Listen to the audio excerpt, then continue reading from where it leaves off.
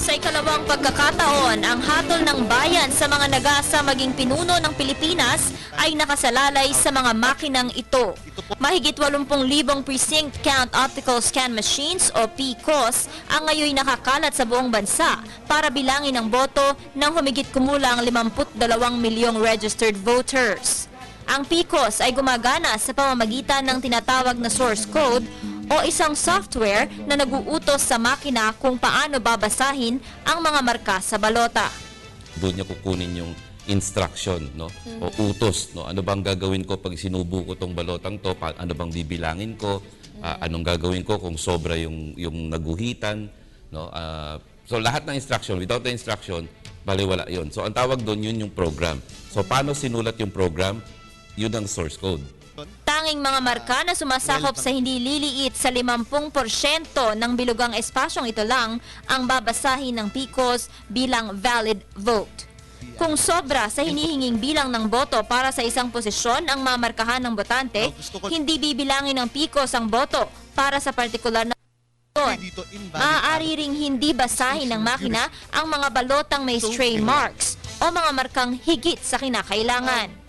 Ilan lamang ito sa mga panuntunang inaasahang laman ng source code para sa PCOS machines. Noong Huwebes, binuksan ng Commission on Elections ang source code para repasuhin ng publiko bilang tugon sa agam-agam ng ilang grupo tungkol sa kredibilidad ng mga makina at ng eleksyon. Ano po yung posibilidad na ma-review pa po ito sa loob ng 4 na araw? Is this possible? No, it's not Gaano possible. katagal po ba ang pagre-review ng source code? Based on my basically siguro mga mga around 6 months, no, 6 na buwan bago mo ma-review yung buong source code niya kasi hindi lang ho yan basta binabasa. You're going to create scenarios, no. Tapos titignan mo kung let's say for example lumagpas ako ng boto na let's say sa senator, no, imbis na 12, 13. Kung 13, titignan ko ngayon yung source code ko. Ano bang gagawin ng program kapag 13 yung binoto ko? So you're going to create scenario and you're going to base it on the source code kung anong action ang gagawin niya just in case ganito yung mangyayari. So bakit tumatagal? Ang dami pong scenarios na pwede, maraming kombinasyon na pwede mangyari. So titignan mo, pag ito yung mga nangyayari, ano ang gagawin nung source code ko o nung program ko. Para higit na masiguro ang integridad ng mga boto, may ilang security feature ang PCOS machines.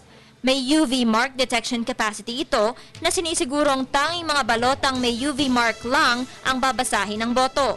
Kinukunan din ng PCOS ng digital image ang bawat balotang dadaan sa scanner nito at iniimbak ang mga imahe sa compact flash card. Maaaring gamitin ang recorded digital image ng mga balota para sa posibleng electoral protests. Bawat makina ay may baterya na tumatagal ng 12 oras sakaling mawala ng kuryente. Matapos magsara ang botohan ng alas 7 ng gabi, ipadadala ng bawat presinto ang resulta sa Municipal Board of Canvassers, Central Servers at Transparency Servers. Iko-consolidate ang resulta sa municipal level at ipadadala sa Provincial Board of Canvassers at pagkatapos ay sa Central Server. Inaasahan ng COMELEC na tatagal ang buong transmission at consolidation process ng 3 hanggang 12 oras. There are a lot of ways of source code is one. Yung isa nga is during the election, for example, or even after the election, let's say for example yung isang precinct, no, yung sa PCOS machine, ano ba yung resulta dito? Tapos mag-random check ako, magbibilang ako, kukunin ko yung balot, bibilangin ko, tapos i-compare ko yung resulta ng PCOS saka yung manual count ko. Pag nagpareho yan, then that means tama yung ginagawa ng PCOS machine na yun. So, that's another way para makita natin kung tama ba o hindi yung pagpapatakbo ng programa na to.